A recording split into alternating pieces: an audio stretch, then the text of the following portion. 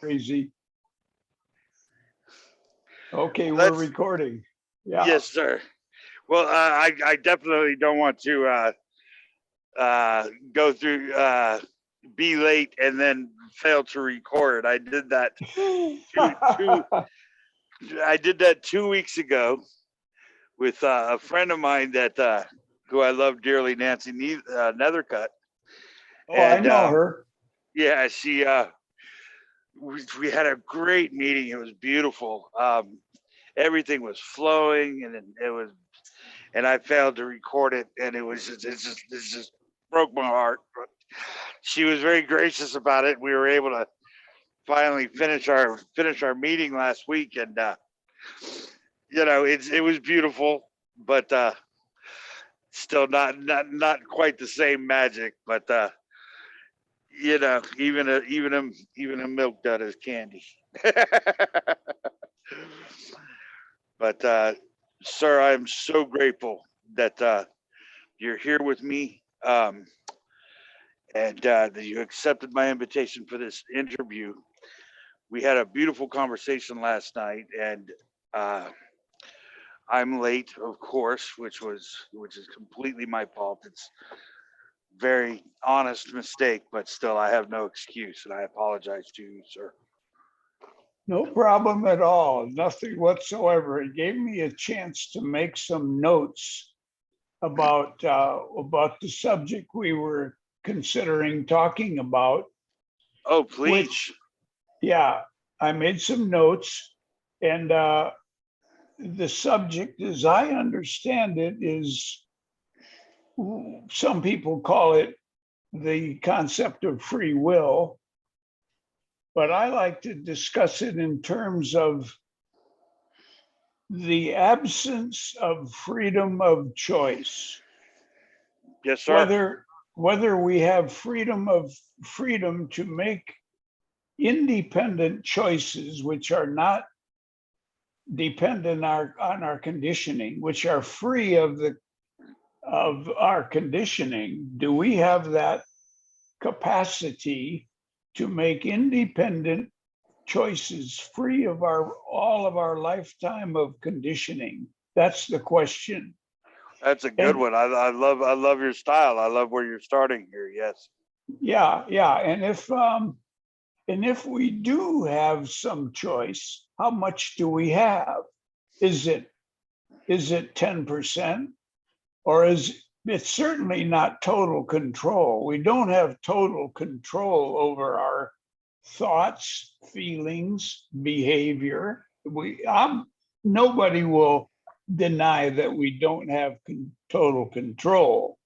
But how much control do we have? Do we have 0.1%, or do we have 0% control, which is no free will at all? Mm. So that's, I think those are the questions we're trying to address here, isn't it? Oh, absolutely. I find that question fascinating because it reaches into all other subjects.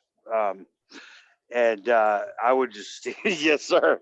And I would just gratefully ask you how you came.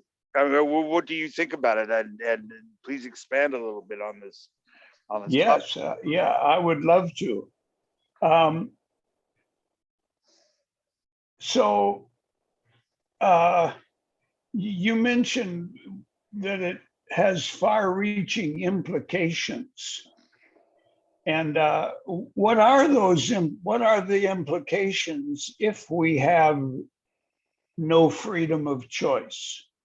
Mm. If our choices are made dependent on our conditioning, totally dependent on our conditioning, we don't really have any freedom of choice. Mm. And what are the implications? I've made some notes. Like Sam Harris says, are you familiar with Sam Harris? I am, sir. Yes. Okay, he says, he said at one time anyway, I don't know what his current position is, but he Mm. says, we are not responsible for what we have become. We are not responsible for what we have become.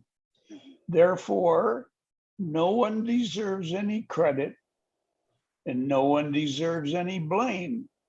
Particularly, no one deserves any blame because all of our penal institutions are kind of wrapped around the idea that a person is responsible for what he's done and he needs to be punished for it. Yes, sir.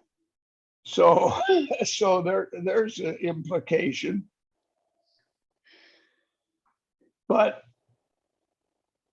if we have no freedom of choice, if our choices are dependent on what's happened to us, responsibility doesn't make sense.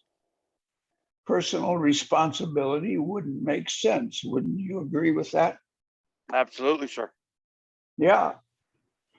So we don't have to take anything personally. Yes. Are you familiar with the book, The Four Agreements by Don Miguel Ruiz? Yeah, I love that book. Yeah. Yeah. And one of them is don't take anything personally. Yeah, I actually have the four agreements on my door before I leave the house. Oh, really? Oh, that's great. Yeah. Well, it's just such a beautiful and for me, it's just common sense kind of thing. You know, it doesn't. My day is so much better when I read the four agreements before I leave the house, or at least when I used to be able to leave the house. Um, my current physical state doesn't allow me to do that, but even so, the four agreements are at all times a beautiful thing, and it's the paradox being, you know, it's not my choice to follow them, but ironically, when I do, it is my day just is so much better, and I'm just a happier person. Yeah. Yeah. That's they're simple and easy to understand. Yeah. So getting back to responsibility and the implications of no free will or no freedom of choice.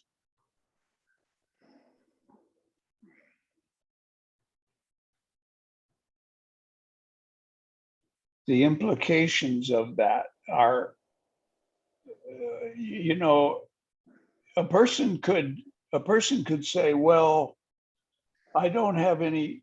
I think one of the arguments against this idea of no free will, no freedom of choice is that a person could say, give up and say, well, what the hell? I can do anything I want to do. I can be a murderer. I can steal and rob if I don't have any choice anyway. And the legal system could have some problems with that. You know, a judge could say, what throw up his hands and say, what am I supposed to do here? The person didn't have any choice. Mm-hmm. Well, that doesn't mean you don't have to lock up a murderer and isolate him from society, does it? I mean, you still have to do that. You still have to protect people. Yes. And so you might have to lock a person up, but you wouldn't be punishing him, and you wouldn't be. There's some society somewhere in the world. I don't remember what it is. It might be one of the religious offsprings of Christianity, even that takes a person who has socially committed a blunder, socially committed something wrong with his local society, puts him in the middle of a circle where they surround him. They surround him, and he's standing in the middle of the circle, and they tell him how much they've appreciated him and what good qualities he has. You know. Yeah. I've heard about that in the rainforest. Some Indian tribes do that with children that have misbehaved. Instead of chastising them, they They say they speak within their earshot about what are we gonna do? What are we gonna do about little Katie? She's so beautiful and she's so perfect. Having such a terrible time. Instead of Yeah, chastising them, did try to positive reinforcement. But yeah, I yeah, I get it. Yeah, yeah. I Can I, I you don't think we have that quite here, but I don't think we do either. No, no. Not when we give 15-year prison sentences to people who've been caught using marijuana, for example. I think America has a business of incarceration. As of late, specifically, America is, I think, number one per capita. I think we just beat Russia out recently as number one for citizens incarcerated per capita. So that's Yeah, I don't know how well that's working for us. It's difficult to say, but it's an interesting question because if nobody has any free will, then nobody's really punishing anybody either. So it's the whole, that whole deal where, yeah, the person that runs everybody is, well, it's a bit of a stretch and I'm just using this metaphor, but everybody's God in this situation. The elephant's God, the guy that's riding the elephant's God, the guy that gets run over by the elephant is God. So everybody's praying the same prayer, but the guy still gets run over by the elephant. It's once you lose free will, it's difficult to articulate exactly what's happening. yeah. Let me go back to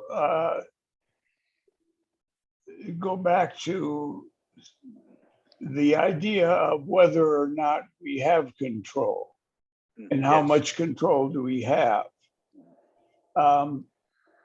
I watched this really interesting video by a commentator on Buddhism called Doug Smith, and it's YouTube videos he has. Mhm. He's not an old guy. He's maybe 30, 35 years old. Mhm. But he goes by Doug's Dharma. Are you familiar with Doug's Dharma? I don't think I am. No, sir. Okay. So you could do some research on Doug's Dharma. He's an interesting guy. In the video I watched, I think it's called Letting Go of Control. Letting Go of Control. Yes. And it's about a 25-minute video, but the last 5 minutes of it are extremely interesting to me. The whole thing is interesting, but particularly the end of the thing. He talks about the 5 aggregates. Are you familiar with the 5 aggregates of Buddhism? The Remind me. Buddhists. Okay. They comprise what a human being is. Mhm. Everything that a human being participates in. And I'll name them and we can go through and talk about them. The first one is form, namely the body. A human being consists of a body. The second is perceptions. He's talking about seeing, hearing, tasting, touching, smelling, and thinking. The 6 senses, we call them. Five physical senses, and then thinking. So form, perceptions, feelings or emotions. Mhm. Then the next one is volition or will. Mhm. We have will. We will things, we desire things, we intend things. Whether they're free or not, he doesn't say. I don't think he was particularly mentioned the idea of freedom of will, no free will. I don't think you would mention that anywhere. Maybe I'm wrong. Okay, the last one is consciousness. Consciousness. So there's form, perceptions, feelings, volition or will, and consciousness. And we don't control those things. The Buddha says those aren't under our control. So right there is an argument for no free will. I mean, if you don't have control of everything that you are comprised of, how can you have free will? Yes, sir.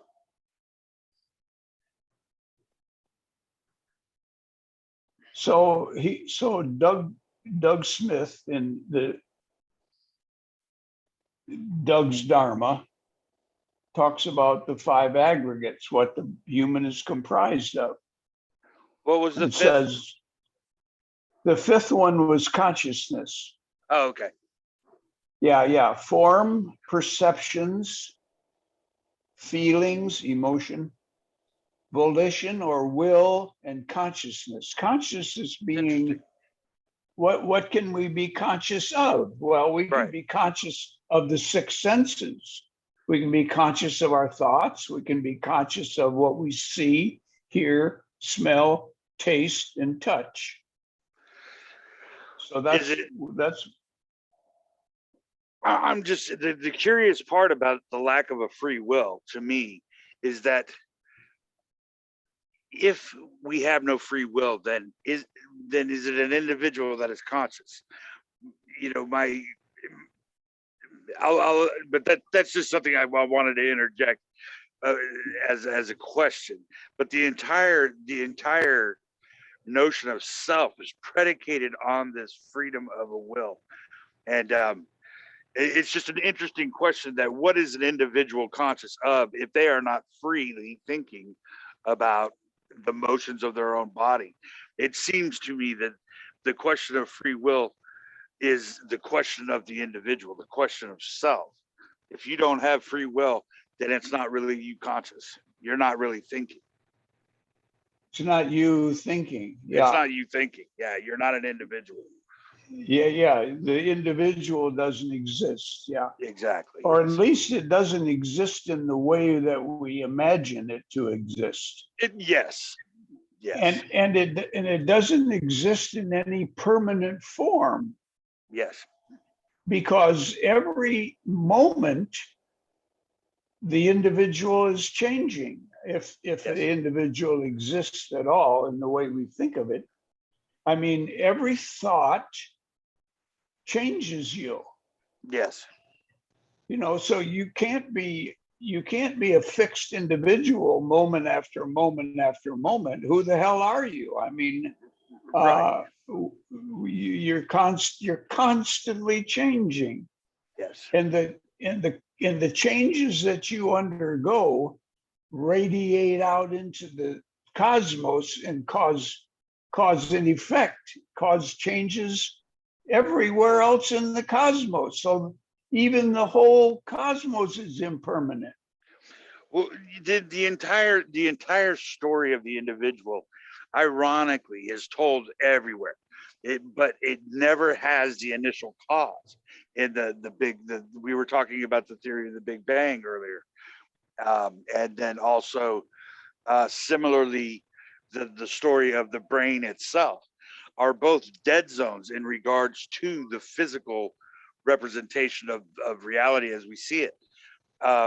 Both thought as well as physicality itself come from these places where physics don't really exist as we understand them.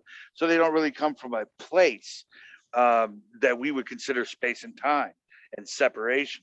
The brain itself, a thought coming from a brain, doesn't actually feel.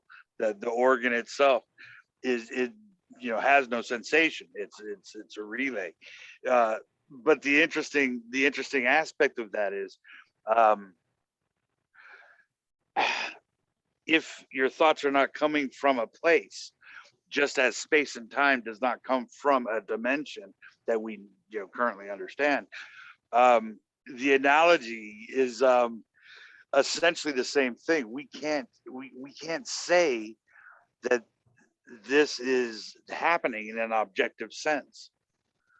That I am an individual in separation, in time and space, of my own free will, having a conversation with you is not objectively verified.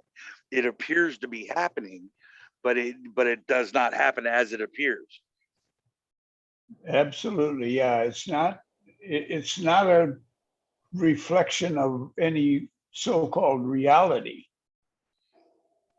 Yes, I agree with you, sir. Yeah.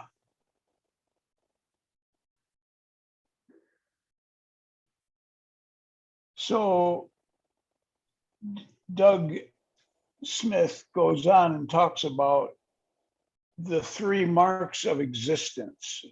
The three marks of existence, which are unsatisfactoriness or suffering. We all undergo some suffering. The next mark is impermanence. Everything is impermanent and constantly changing. How could it be permanent if it's constantly changing? So impermanence is definitely a mark of existence. Unsatisfactoriness or suffering is rampant in the world. And the third mark of existence is one that's difficult for me, is not self. We don't exist in the way we think we do, and we don't exist in any permanent form or constantly changing. Yes. And that constant change is what aggravates us. Nothing remains constant. So there's the source of our suffering, because nothing will hold still, nothing to grasp, Right. nothing to cling to, nothing to hang on to.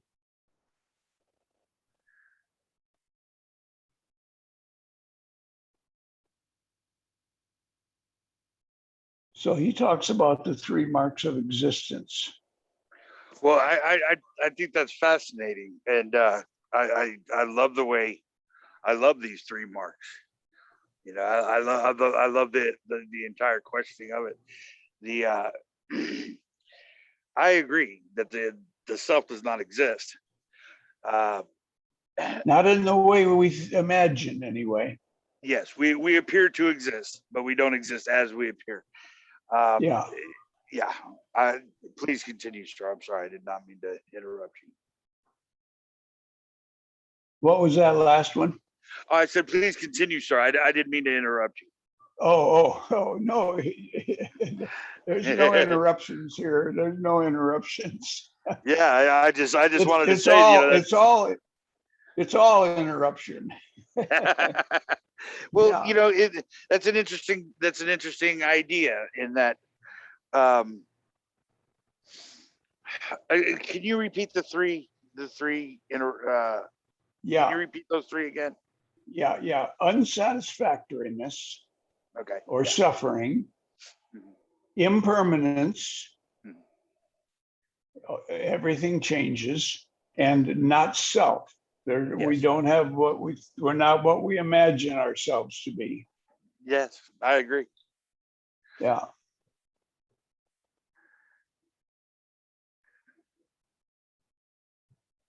So I have another note here that says external causes and conditions impinge upon us. But actually, when you think about external and internal, there is no external and internal. Yes, sir. There's only one thing, which isn't a thing at all. There can't be anything, because everything is changing. Mhm. You can say, well, there's a table over there, but 1 second later, that it's not exactly the table it was before Yes, sir. because of impermanence. And so so there is no external and internal. Where where does even your skin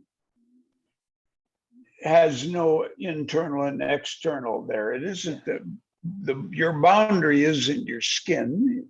Yes. You know, your influence pervades the universe. Yes, sir. So Yes. how can yeah. Well, you know, the unknowability of the current state of self, say this moment right here and now. Um, by and large, people will appear to be satisfied with sense. Sense grounds them into the appearance of what is happening. I feel pain. That's enough. You know, I don't want to feel pain. I want to feel pleasure. That's it. It's as simple as that. And but that's not what it is. And upon reflection, this can be challenged, and not only challenged, but your pain and pleasures change with everything else. And it exceeds the, you know, even understanding is a misnomer. Knowledge itself doesn't really exist, and you are not making these choices, and there's nothing really you can do. It's like having I use the analogy of a marionette without the strings. It truly is that paradoxical. It's not that we are puppets being manipulated somehow. It's that time and space does not exist, and individuality is the illusion of free choice or free will, an individual in separation of and navigating a space and a time. All of that is illusory. There is no self, and there is no space. There is no time. All of this. The funny thing being predicated on like free will, for example, the Big Bang would have to occur the moment that gravity separated from the other forces. You were created in that moment, and even, you know, prior to, it's just impossible to say, but in that moment, you know, everything was predetermined, you know, at that, you know, so the mechanism that, and that is analogous to the mechanism of thought, and that it's not really you thinking, but you cannot determine where a thought comes from.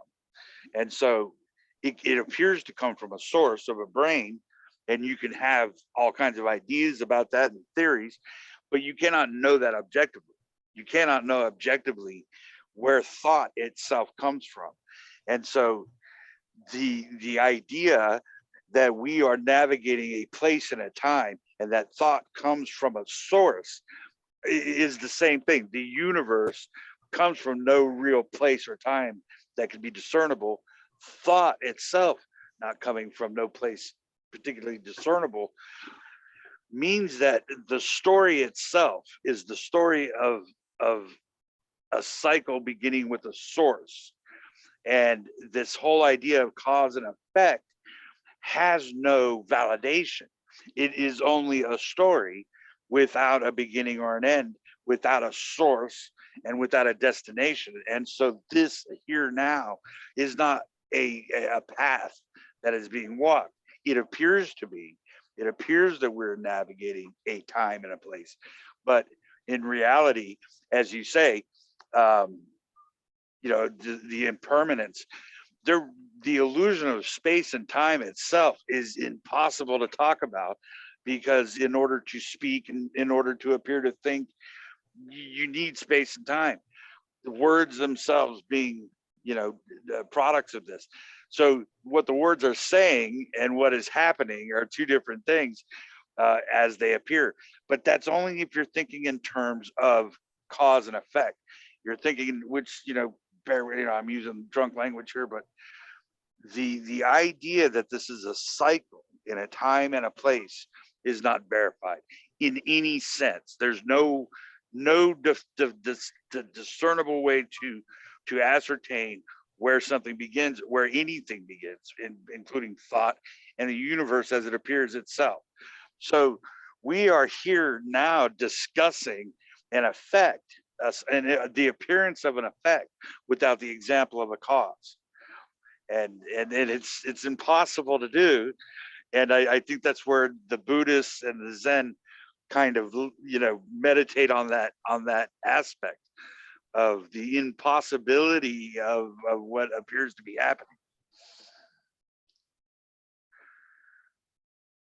It's almost as if life itself, or physicality itself, space and time, negates itself.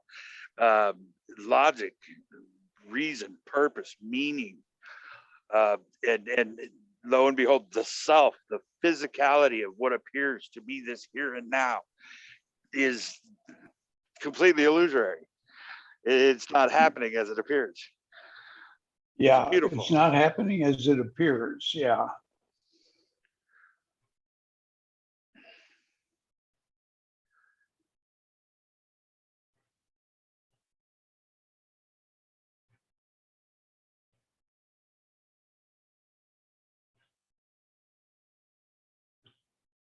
Don't know mind.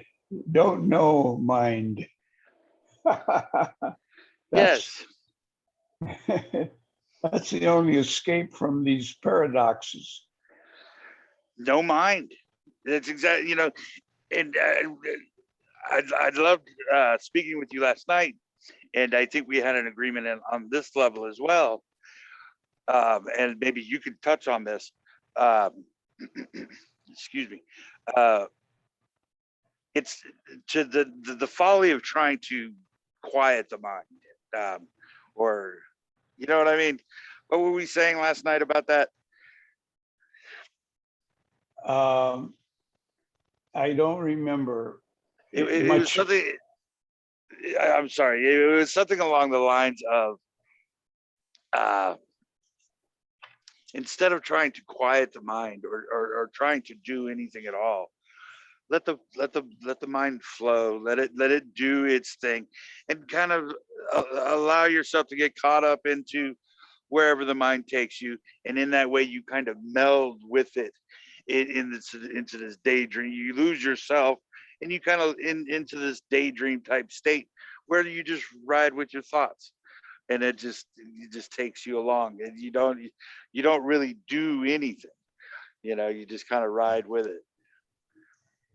Let me mention the good Buddhist teacher Shinzen Young. Do you know Shinzen Young? Yeah, I've read a little bit. Yes. Yeah. Okay. Shinzen Young. He teaches a number of different aspects of several different meditation techniques. The one that's most fascinating to me is one that he calls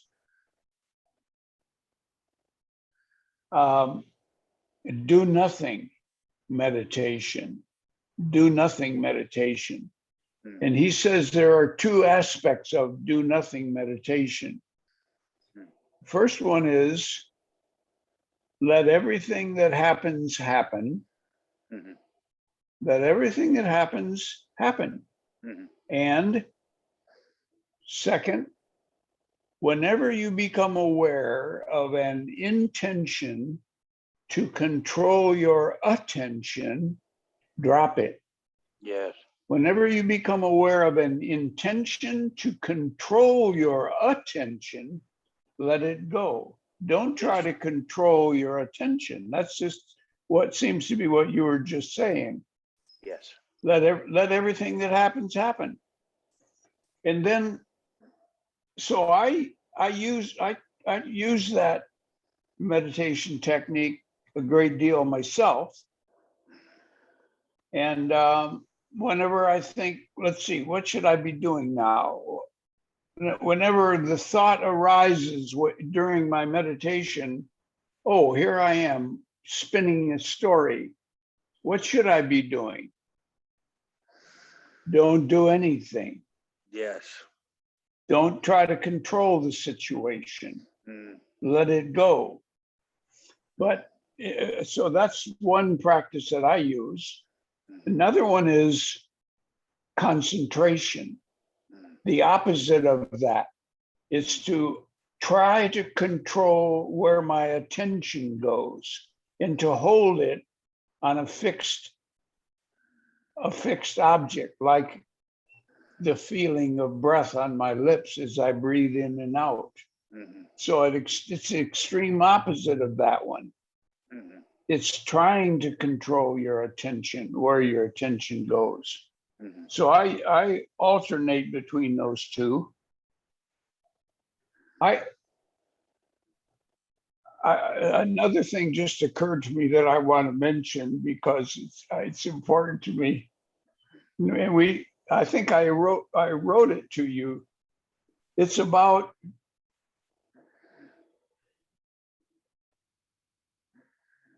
doing 1-minute meditations.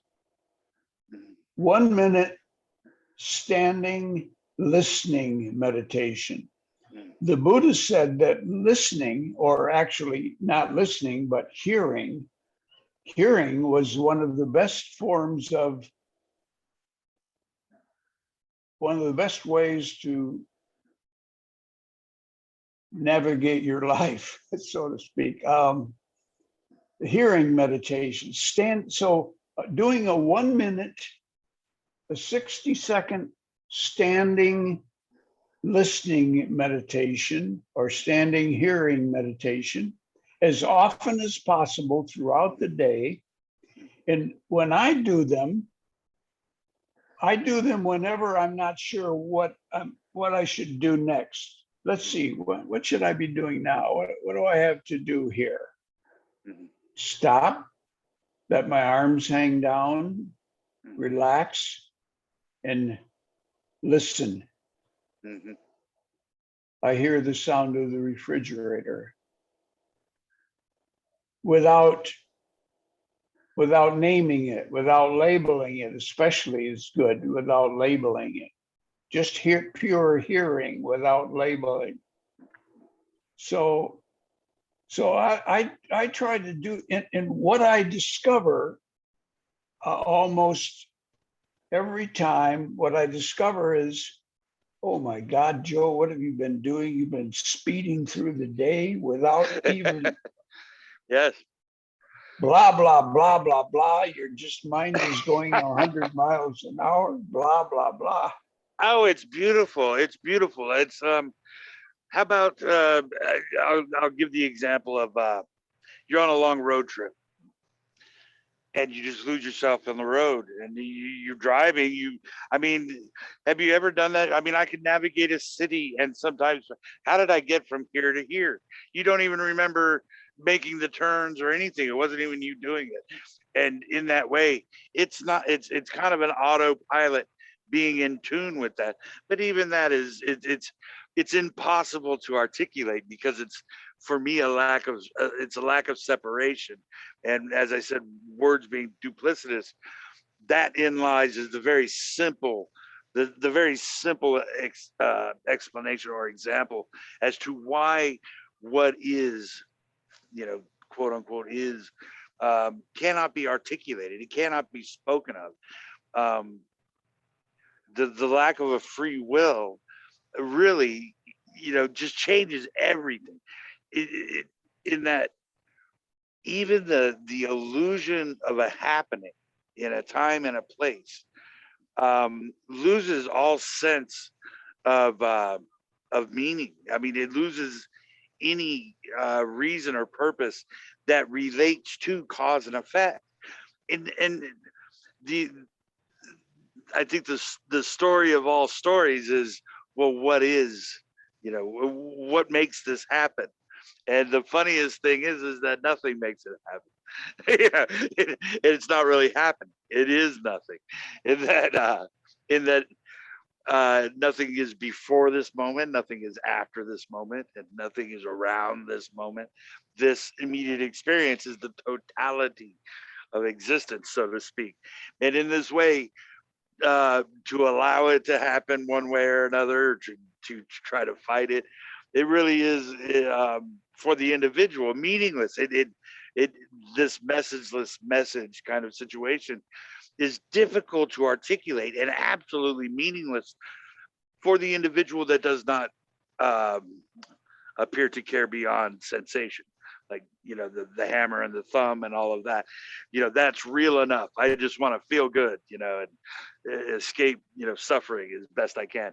And that is absolutely reasonable. And I mean, within the parameters of that individual navigating a time and a place, of course, that is completely meaningless. But to the introspective appearance of a soul, or individual, the beauty of investigation in this regard is that it leads to this, the loss of a self, but the paradoxical enlightening of an environment.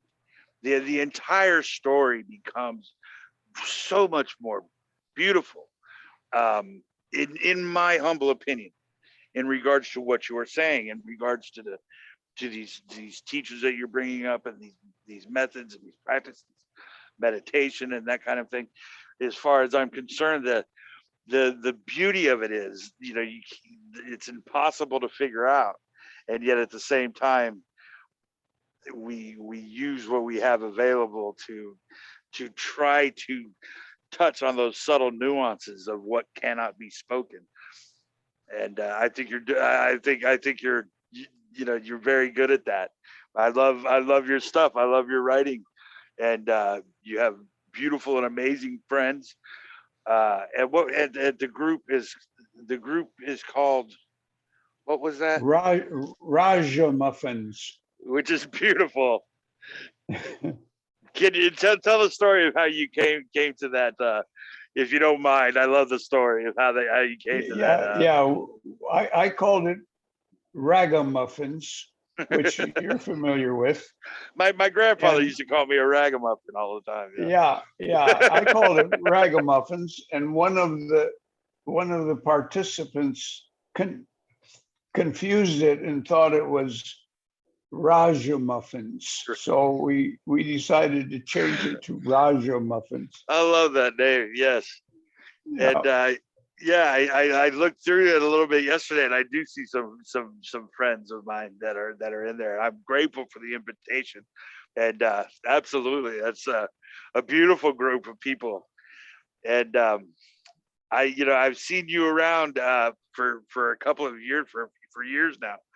From time to time, like you said, you're not like me. You're not on Facebook all the time, but I've seen some beautiful stuff in your name. And Joe, I'm so grateful that you giving me your time here. Can you tell me a little bit about, now, ironically, how did you come to these understandings? Can you tell me a little bit about the story of Joe? How did you arrive in this place of great wisdom? Well, I don't see myself that way, but quote unquote, quote unquote. Yeah. When I was about 22 years old, having graduated from a engineering university in Upper Michigan Tech. Oh man. I was working for United States Steel, living in Hammond, Indiana, and I rented a room for about $8 a week from an elderly woman. And I would go down into her basement and write. I would write in a journal. And what I wrote was that we don't have any free will. Yes. And where did that comes from? It comes from a very mechanistic attitude that my whole education led me through, cause and effect. That was what I was thinking, cause and effect. Fascinating. And so I wrote about that we don't have free will at that time. Well, exactly where that came from, I couldn't say, but it stuck with me. And I think there are some reasons why it stuck with me, because my life was a wreck. I mean, I've been married and divorced twice.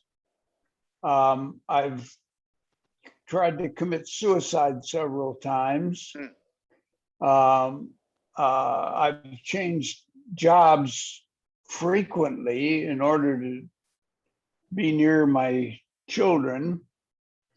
I was unhappy, disappointed in life, and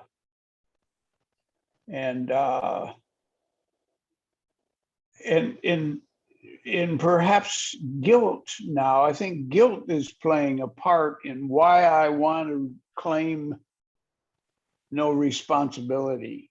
I want to claim that we're not responsible for what we have become, probably because I'm guilty or ashamed of what Yes. my life was like. You know what I'm saying? Isn't that that's almost the final veil, isn't it? That to forgive yourself. Yeah, there That's you the go. hardest. It's the hardest thing to do. You can forgive Yeah, other people, as horrific as this whole story can be. It's easier to forgive someone else the most heinous crime than it is to let go of what you see as adequacy in yourself. I yeah, That's amazing. Yeah. yeah.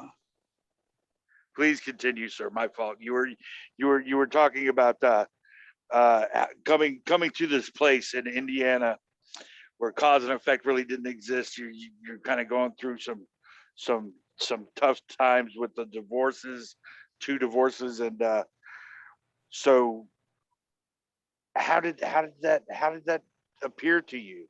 The lack of free will. Why did it occur to you? Do you think? Well, I think now it gives me some relief from response. I say we're not responsible for what we have become. That's probably driven by my uh, my sense of guilt over what my past has been. Mhm. There are two ways that uh, we seem to operate. We're either we're either worried and anxious about the future, or we're regretful and disappointed in the past. Yes. It's we either tend to be a worrier, anxious about what's going to happen, Mhm. or alternatively, we regret and are disappointed in our past. We don't I, we don't lie in the middle where the eternal now. that it almost seems like the self is the conglomeration of those two things, the regret of something from the past, or what have you. It could be you're a happy person. It's the you're just happy to be here from these memories of the past and the desires of a future, and yet none of those things are verified. Your memory itself being illusionary, this here and now is an accumulation of these things that don't exist. And I found that, if I may, just real quick, you made me think of something here. Um, the ego, the idea of the individual ego, uh, letting go of the responsibility. It's almost the hardest thing to do, in that you let go of the responsibility, is that you have to let go of the fact that you are actually doing something. And so when you forgive yourself, you're essentially saying, I have no ego. There is nobody doing anything here. And so um, but the appearance of ego is all the individual is. Without ego, you don't speak, nothing happens. So it's almost converse, as in whether or not you think the ego is actual or simply an appearance.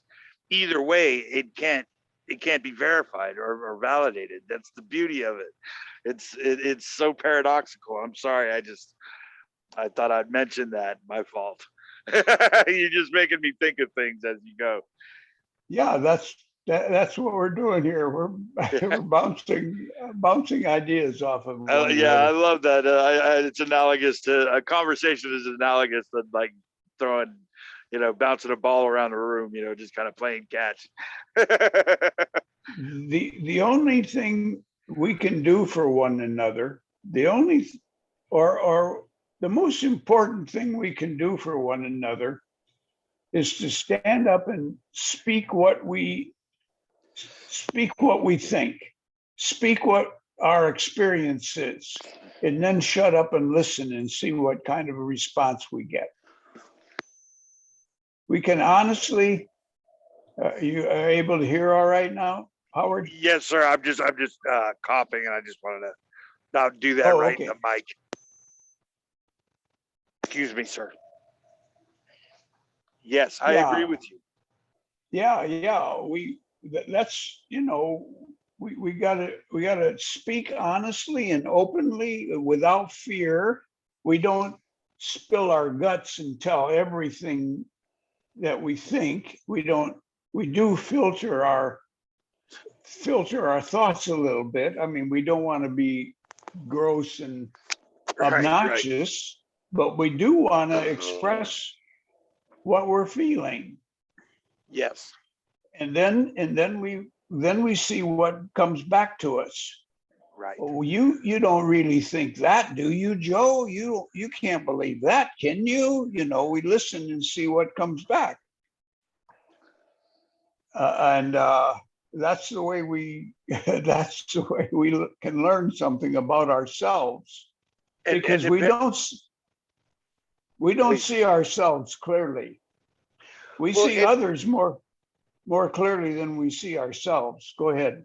I'm sorry. Yes, and I had, I tried to interrupt you 3 times. It was amazing, but the what you're saying is, and I agree with you wholeheartedly.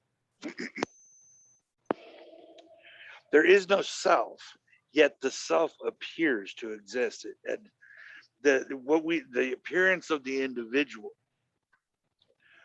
wants to try to make sense of this, wants to try to navigate a peaceful life, wants to find a technique to find peace. And all of those things being illusory are not any less beautiful. I mean, in that, if I may, just because I don't exist as an individual in time and space and meaning, reason, and purpose, don't objectively exist. They cannot be verified. So, insofar as what can be known, knowledge itself cannot be known to be objectively real. So, I'm not thinking, and I have no free will. But at the same time, this appearance blooms into this environment in where everything is what it is.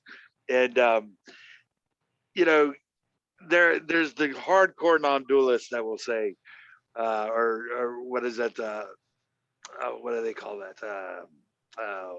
Uncompromising non-duality. Would say there is nobody doing anything you can't. Meditation is ridiculous.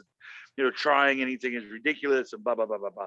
It's a conversation killer. It may be true, but it's impossible to know what is there. There is no true or false from this position. There is no thing happening in which to say something is true or false. So you can go down that road. I mean, some people say it's folly. Personally, I love it because it helps me just kind of daydream into that, blend into that thought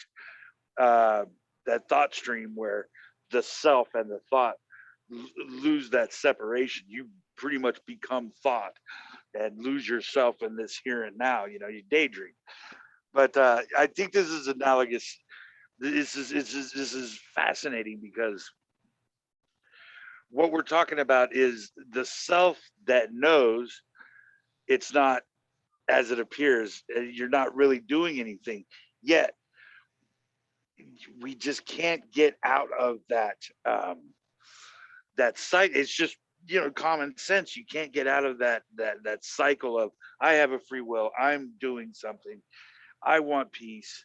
I'm going to find a technique to do that. But really, what is happening is the expression of this, the expression of the two of us having a conversation in regards to the individual having a peaceful life. And for me, that's yeah, I know it's paradoxical. There's all kinds of, the moment you lose free will, forget about it. I mean, what can you say? You can only try to touch on the nuances of what cannot be spoken of, because we're not two individuals having a conversation. We merely appear to be. We're expressed as that, but by nothing and to nothing. And so this moment is the totality of existence expressing itself as two individuals trying to find peace, or discussing peace and matters of the heart and what existence might possibly be. And I find that just, for me, the paradox is so beautiful that even as an appearance, even though I don't exist, just as this appearance of here and now, I'm only eternally grateful. It's so beautiful, this moment in the sun that we have. Eh, and I'm speaking paradoxically. Of course, there's no we to have it. There's nothing to have, and X, Y, and Z. It's the appearance of it. But as the appearance of it, isn't it fascinating? Isn't it mind-bogglingly beautiful? It's just so perfect in every way. I just I'm just so grateful to be here. You know what I mean? I'm just so happy that you're here, and we're able to talk about these things, just as an expression. It has no bearing in reality, but the reality is that it's beautiful. It's just amazing. I like to say that it's interesting rather than it's beautiful, because it's filled with pain and suffering as well. Right. But it's interesting if you can stand it. Yeah. Well, it's Life easy. life is interesting if you can stand it. Yes. And the beauty cannot be there without the pain, without the ugly Yeah, parts. it So and can't be there. It couldn't be there. Yeah. and what would be interesting without the realization that most, for 99.9% of the population, of individuals in time and space, which don't exist, but 99% of what appears is wholehearted uninterested in this. It does not matter what, there is no truth. The fact that you can explain logically how logic and truth and wisdom and knowledge and all physicality itself, thought itself negates itself. It negates the story that it tells. And you as an individual don't negate it. That's my thing, is that people will say this is a concept or this is a learned, no, this is prior to concept. There's no individual to conceive of it. That's the point of it, that what is the laws of physics as they appear, essentially negate the individual, negate physicality as a whole and source. And so it's not learned, it's just the way it is. you know and that to me is just as you say, interesting, to say the least. Yeah, I Yeah. love it. Yeah, it's not a learned, this is not learned. You can't learn this.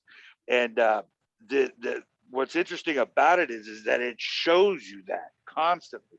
It shows the individual that what you believe is reasonable, meaningful, and purposeful, uh, does not exist as it appears. no matter how you want to look at it, no matter which way you want to get into quantum physics, you want to get a standard model, you want to get into a psychiatry, you want to get into consciousness, you want to get into any genre of thought you want to get into, and you're going to end up not knowing anything. But you can study the, you can study everything. As I heard Monk say to a scientist once, it was beautiful. The scientist was saying this, that, and the other about consciousness, and this, that, and the other about physicality, and this, that, and and the monk said, "Well, we've been talking now for about 3 hours, and you've been claiming a lot of things, but you have no answers. You're essentially saying that there's a mechanism for all of this, and but you can't seem to find the mechanism. You can't find the source for what you're saying, and no matter what you do, the more you look, the less you find." And he says, the monk said, when you guys find an answer, I'll be happy to listen, but this is not a consciousness as it appears. This is not a happening as it appears. And that the illustrations that the monk gave, or just the examples that the monk gave, were truly beautiful. And it goes beyond this subject object. It goes beyond this idea of separation. It has nothing to do with that. It has nothing to do with individuals in time and space. That's not what's happening.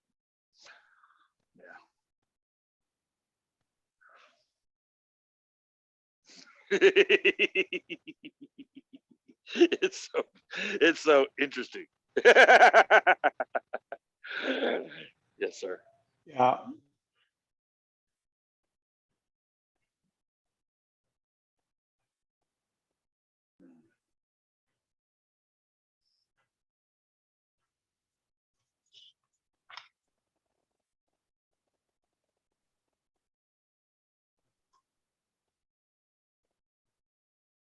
I wrote a couple more notes. Oh, please. So is this determinism? Is it fatalism? Apparently, so be it. It is what it is. Nobody promised you a rose garden. Well, I love that, because for me, it's both. It's both predetermined and not predetermined. It has nothing to do with that kind of thinking. Thinking itself. I mean, I know it doesn't make sense, but just like it's real and unreal, it appears to be a reality to the individual. It is a time and a place, and sensation, and but it's not as it appears. So it is and it isn't real, and everything from that point is and isn't. Yeah. That's exactly correct. Yeah. Everything from that point is and isn't. Yeah. Yeah. We don't see clearly. We see through filters, colored, cracked lenses we see through. So, there's no capacity there for understanding. Yeah. Yeah. I'm sorry. Please go ahead. I'm sorry. No, that's all I had to say. Understanding is not a possibility. Yes. Correct understanding is not a possibility. Yes. Yes. Yes. Understanding itself is a misnomer. Yeah. It's fascinating because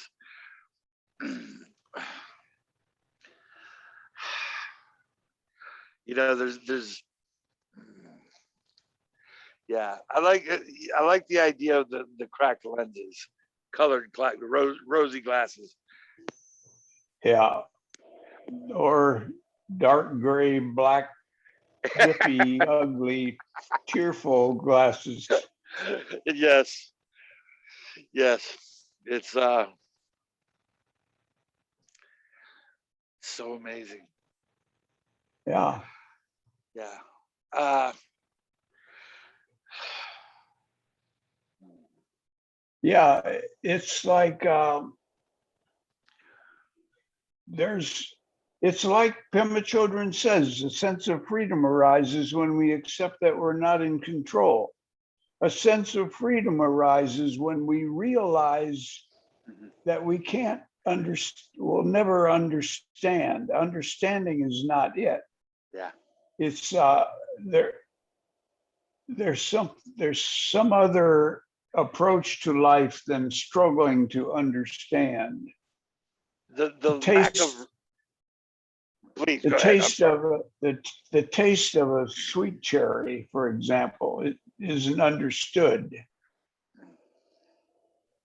Yes, yes, yes. I mean, we the beautiful there, and therein lies another uh, way of thinking we can go down, or that shows the lack of a shared reality, in that, you know, I can eat a peach, you know, but I can't tell you how the peach tastes, you know.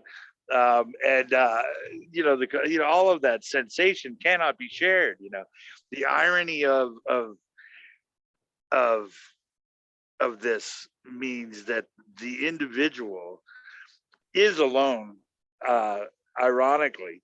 um yeah, the individual is alone in this whole idea of separation. But no matter how you slice it, you're going to end up alone. And that story is that paradox is inescapable.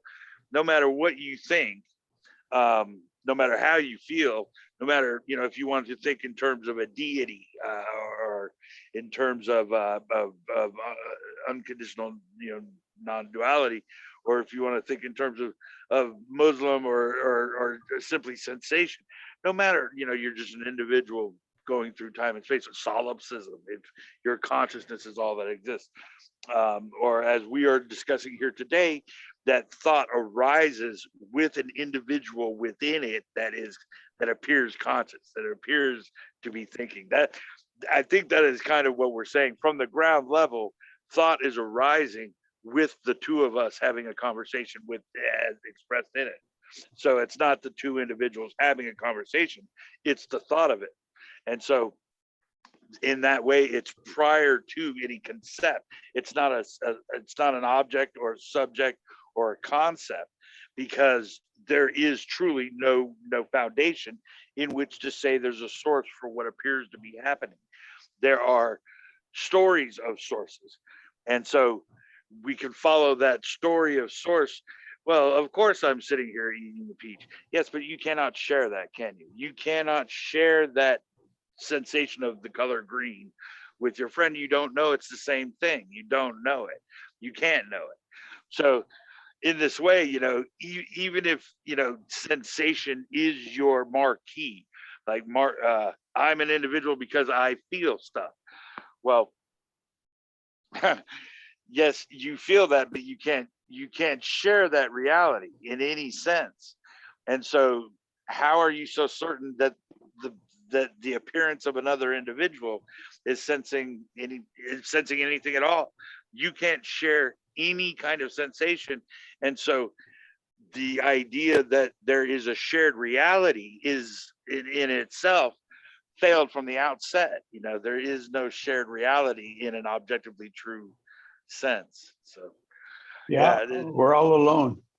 yeah, yeah, it's beautiful. Well, I'm sorry, it's interesting. Yeah, it's It's interesting. fascinating. Yeah, it's It's interesting. beautiful. It's beautiful and terrifying. Thank you. Yes, can you speak to that, sir? The terrifying aspect of the loss of self. Can you speak to that? I don't think so.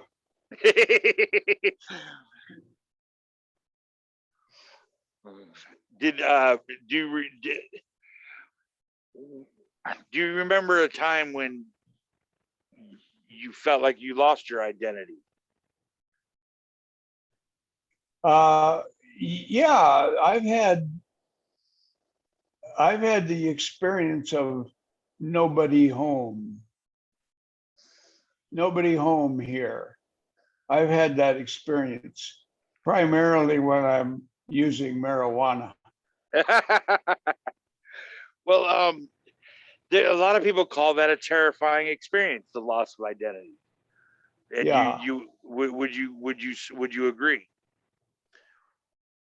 I think it probably is. So I think I probably haven't really experienced it fully. Mhm. I would imagine, from what I hear people say, it's so frightening that it's not possible even to go there. I mean, Yeah. as soon as we arrive, as soon as we start to feel this sense of loss of self, we back away and close our eyes. And I'm the way I respond to pressure is to, you can engage in flight, or you can engage in fight, flight, fight, or freeze. Yeah. Those are the three ways you can respond to extreme pressure, right? Aren't they? Yeah. Flight, you can run, you can fight, or you can freeze. I'm the kind of person who freezes. Yeah. Which might not be the best approach in all circumstances, but why did I say that? We're talking about the lack of identity and the lack of identity. Yeah. So that's supposedly supposed to be a terrifying experience when you realize that you don't exist. Yes. I mean, that's what they claim, that it's terrifying, and that's why people don't have the experience. They avoid it. They flee. Yes. I call it the slip. It's an The flip. individual. The slip. You slip out of separation and into this the lack of identity, and it's truly. Yeah, I mean, it's paradoxical to even talk about because it's not a you doing it. There's no you here, no there, and all of that kind of thing. But saying that and actually experiencing that lack of identity, lack of meaning, reason, or purpose, lack of cause and effect, all of that can be absolutely terrifying to the individual. Yes. Have you But had that that experience? I have, yes. But it's Uh-huh. paradoxical to say so. I mean, it's not a you. But then again, here we are, the appearances of of people telling stories, and it's just a story to tell. But yes, I was very young. I was 8 years old, and yeah, it's beautiful and terrifying, and but there are different times in my life where I could feel what I call the slip. You get into this place where you literally lose what we're talking about here. You lose this story of an individual navigating time and space. And yes, it can be absolutely. It's terrifying for that, and you get the snapback feeling where you slip into that place of thinglessness, literally thinglessness, rather than the appearance of an individual observing separation. Yeah. You lose yourself, and there is no dimension. Lao Tzu would call it darkness within darkness, but that is the beginning of all wisdom. What happens is a snapback. The self immediately wants to come back into what it knows, and so you slip and snap back within the story. I'm just being paradoxical and fun here with language. um, but yes, it's been fun.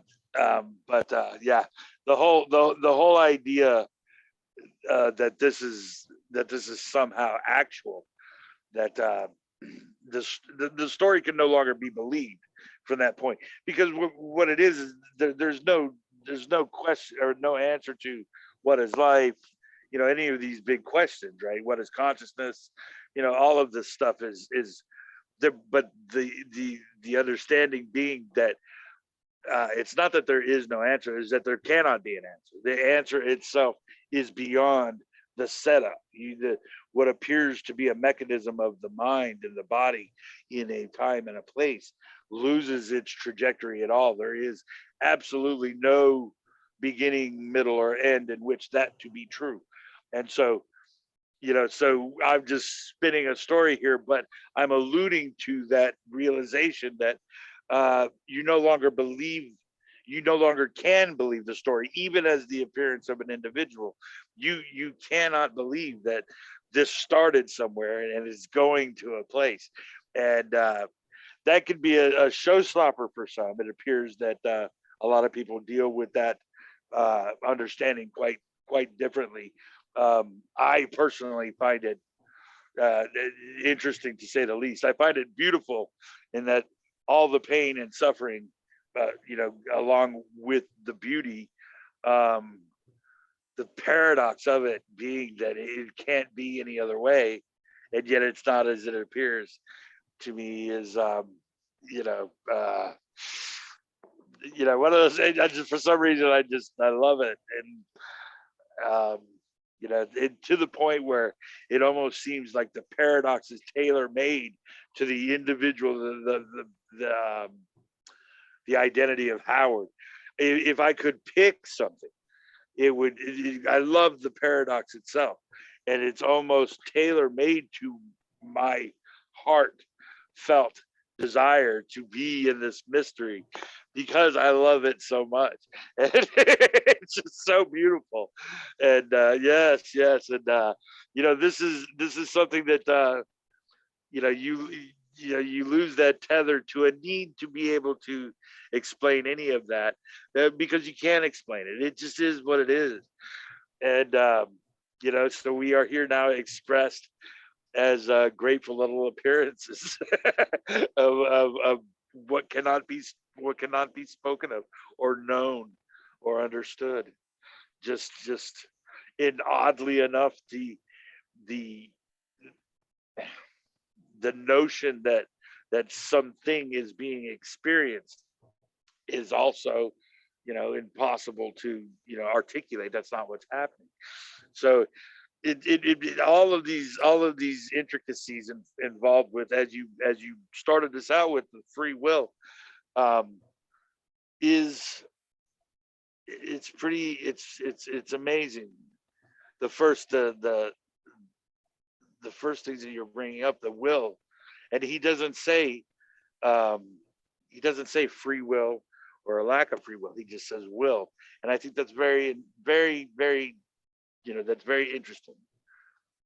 I like it. I like it very much. I think he had something there for sure. Hey, I have a thought,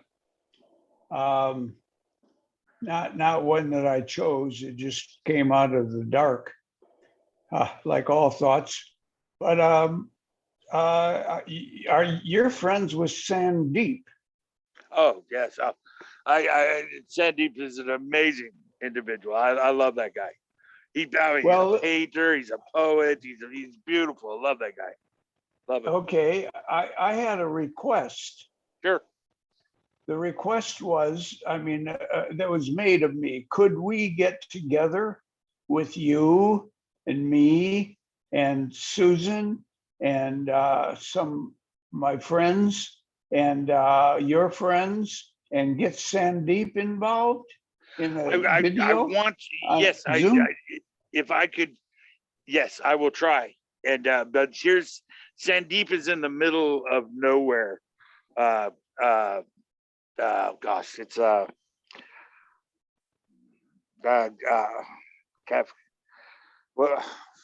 the name of his country. He's in Eastern Southeast Asia, or not Southeast Asia. He's in Eastern Asia, Kazakhstan, I think, and Kazakhstan.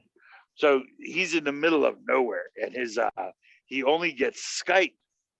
And the problem with Skype is that not everybody's. It's hard for him, and he only gets so much computer time. I don't know the details, but it appears that several people are sharing the same ancient computer. He's on old technology in the middle of nowhere. It's a beautiful situation. But yeah, if I can get him, but apparently it's not up to him what apps he can go on, like but because he can't go on Zoom. And so yes, I want to tell him, and thank you so much. I want to tell him that people you would love are inviting him to have a discussion and want to have a discussion. If I can get him to tell me, for his tech guy to talk to my tech guy, and somehow we can make a meeting to where we can all just join this this thing together, would be fascinating. And if you can give me a week or so to work on that, I'll be able to come back and tell you where I have gone with it. But yes, I absolutely am wholeheartedly pro that project. Yes. Okay, good. We could definitely round up people who would participate. Yeah. Sandeep is to me is one of those beautiful finds where we both just started talking to each other, and he was so gracious and just such a great guy. I have nothing but praises for him and you as well, sir. I have to say that you have been accommodating to me. You have been kind and generous with your time, and I am absolutely all in on getting on facilitating that meeting. Absolutely. Let's do it. Let's do it. That sounds good. Okay. Yes, sir. Hey, tell me about your personal tragedy situation there. Why are you unable to leave your home? Oh, I had a it's just to summarize, I had an injury in the Navy, and recently, like 7 years ago or so, I had my first surgery from that initial injury that happened when I was like 19 years old. I postponed the surgery as long as I could. I didn't want the surgery, but it got so bad where physically it was starting to I couldn't walk, and I could still walk, but not very well, and it was starting to really be obvious. So I got the VA to set up a surgery. Had the surgery. They told me I'd be back to work Monday. I walked into the hospital and I haven't walked since. And so I can walk. I can walk to the I can walk to the bathroom and back, but it's very painful, and it's difficult. I'm actually still going through these issues with the VA and all of that stuff. But yeah, that's in the long and the short of it. It was a faulty or a failed surgery. The second one helped quite a bit, a much more competent and complete uh, analysis of what has to happen. But the first one crippled me, and so yeah, it's one of those things where it's almost, again, I'm going to speak paradoxically, but it was almost confirmation. As I told my mom before I went out, I said, man, I just always had this feeling that I was going to be crippled, in the surgery, and I never wanted it, and it was one of those weird feelings, and my mom, oh, you're crazy, oh, you're crazy, it's just routine, and it was far from routine. And what you know the thing about the VA is that they are so overwhelmed that they had to start what is that contract civilians. So you have these civilian doctors who get paid regardless of how you progress. So the civilian doctors don't. It's not like you're choosing them. Although they call it the choice program, you only have so many choices, and so you listen to these doctors and they all basically say that they're, God's gift to earth, and they tell you a big story. But the thing about it is, and I've you can look into this yourself, and I wish I had a little more, but the civilian doctor gets paid regardless. You don't have to get better. So in fact, to do it little by little, to actually hurt you and to have you come back for more and more surgeries is beneficial to their bottom line. So they're actually, I'm not saying it's happening intentionally. I'm just saying that motive is there to not actually help a veteran. It's beneficial to them to actually just piece you out regardless. But to tell me that, I was going to go back to work Monday, it was completely ludicrous. He asked me if I had gone back to work yet, and I'm being gurneyed into his office. I said, man, I can't walk. What do you mean work? And I mean, this is like months after the fact. I mean, you've hurt me. And and the thing is that there's no legal repercussion. There's nothing you can do about it. They just essentially act as if, I mean, there's nothing you can do. You have no rights in that regard. So when you get on that table, make sure you know who you're dealing with. It's, I'm not saying that's what happened. I'm just saying it seems the motive is fairly clear. We're talking about a lot of money, and you can make what do they call those? A reoccurring customer, whatever. Why fix it in one pop when you can piece it out?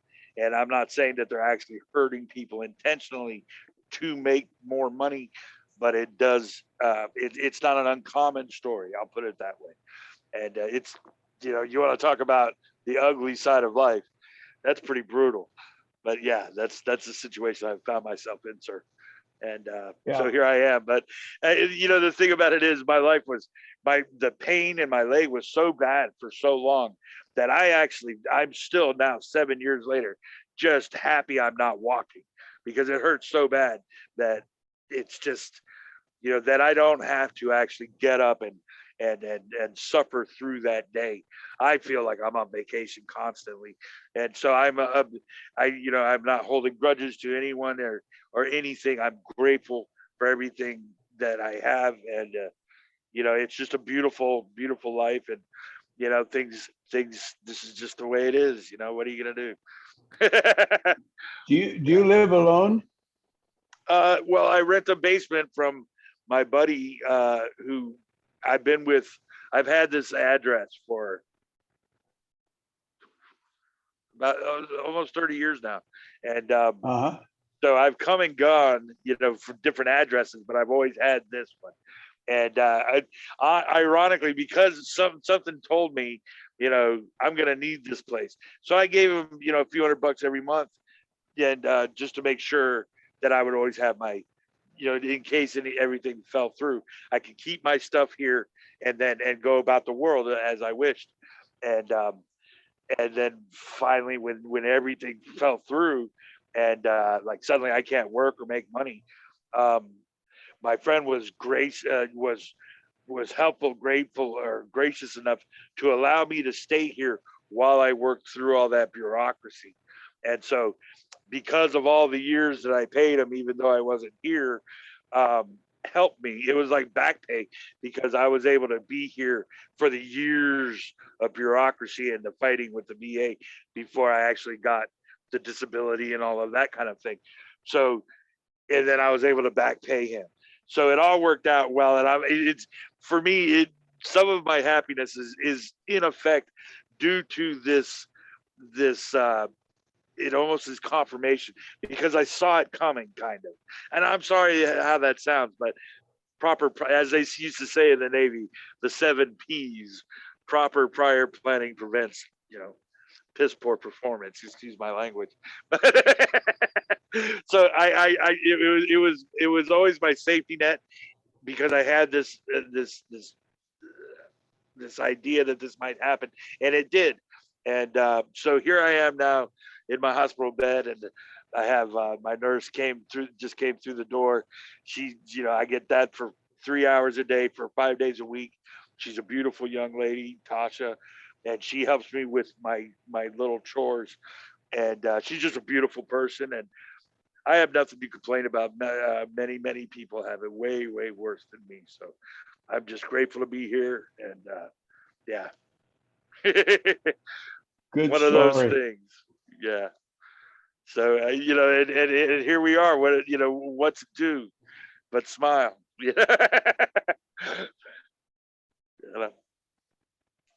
How about Well, yourself, listen, Joe? I'm mean, well, I got some aches and pains that bother me all the time, but I can walk a mile. I can ride my bike 5 miles. The bike. Yeah, a I love the bike. three-wheeled. Yeah, yeah. So I'm doing okay, but I need to get off of here. Yes, sir. But we need to wrap this up by figuring out how we're going to meet again, or when and where. I'm going to invite you to something on Raja Muffins soon Okay. Yes. with Susan and others. Well, do you mind if I tell Sandeep about Ragamuffins, and then No, invite him to Ragamuffins and tell him about you specifically and what you were talking about, and I'll allow him to look at that group, and he knows a lot of the people there. I'm pretty sure we both, we know a lot of the same people. So yeah, I will tell him about it. I'll send him a message, and hopefully we can get his capability conducive to somehow a medium in which we can all share the same cyberspace, and make it easier. I've had a meeting with I've had two with Sandeep through Skype, and when I first started, he was like one of my first meetings, and it's perfectly fine. It's a perfectly fine venue. It's just not the preferred venue for most folks. So we have to get everybody on the same page. And if he can't deviate from that Skype because of his tech situation, we're going to have to come to him. So that's just going to okay. have to be the way it is. I mean, but let me run this by him and see what he says. What kind of time frame are we talking about here? When did you Well, want to what do it? yeah, anytime, 1 week, 2 weeks, or whatever will work. Okay. I'm available all the time. Okay. I'm gonna And most of the other people on Raja Muffins are available. yeah, as am I. And so what we'll do is we'll ask Sandeep and figure out what's going on. And if it takes, whenever it happens, it happens. But let's try to Sure, I'll try to get sure. that facilitated. Sure. Joe, Okay. thank you so much for your kindness, your generosity, and your wisdom, your beauty. I'm just fascinated by you, and I'm grateful to the group. And yeah, let me work on that with Sandeep, and I will contact you within the next, maybe as soon as tonight, and give you a heads up. Okay, do it on my personal messenger page. Yes, sir. I'll DM you, as the kids say. Yeah, yeah. Yeah. All right, Joe. Thank you so much. I'm sorry I was late, brother. That's no problem. Bye, buddy. Later.